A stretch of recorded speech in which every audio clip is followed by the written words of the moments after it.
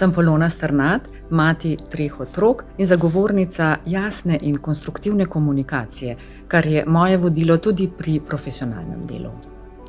Res je, da ljudje vstopamo v različne in kompleksne odnose, a to ne sme vplivati na to, da nam v katerem od odnosov ni dobro. Da bi morali z besedo, morda celo večkrat, povedati, da nam kak odnos ni prijeten. Že to se mi zdi v nekem vsakdanjem življenju popolnoma preveč. Če pa že je potrebno, pa mora biti slišano takoj.